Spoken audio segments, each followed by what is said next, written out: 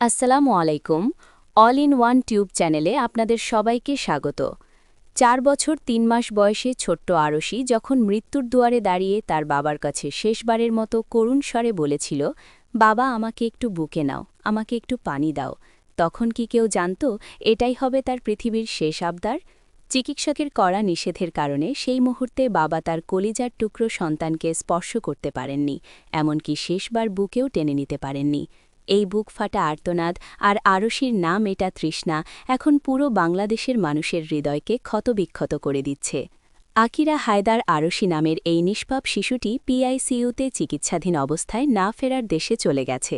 প্রথম আলোসহ দেশের শীর্ষস্থানীয় সংবাদ মাধ্যমগুলোতে আরশির এই হৃদয় বিদারক ঘটনাটি এখন প্রধান শিরোনাম হিসাবে জায়গা করে নিয়েছে।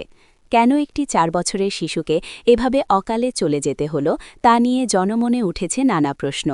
আরশির সেই শেষ আকুতি, বাবার স্পর্শ পাওয়ার আকুলতা এবং একটু পানির তৃষ্ণা আমাদের চিকিৎসা ব্যবস্থার কঠিন বাস্তবতা এবং একজন বাবার অসহায়ত্বকে সবার সামনে ফুটিয়ে তুলেছে। এই ঘটনাটি শুধু একটি সাধারণ মৃত্যু নয়, বরং প্রতিটি বাবা মায়ের জন্য এক দুঃস্বপ্নের মতো।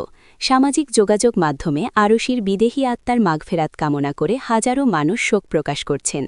আরশির বাবার সেই অপূর্ণ ইচ্ছা এবং মেয়ের শেষ আবদার পূরণ করতে না পারার বেদনা তাকে সারা জীবন তাড়া করে ফিরবে। এই শোকাতুর সময়ে আমরা সবাই আরশির পরিবারের পাশে থাকতে চাই। আজকের এই ঘটনাটি নিয়ে আপনাদের মতামত কি? আরশির বিদেহী আত্মার জন্য সবাই কমেন্টে দোয়া করবেন।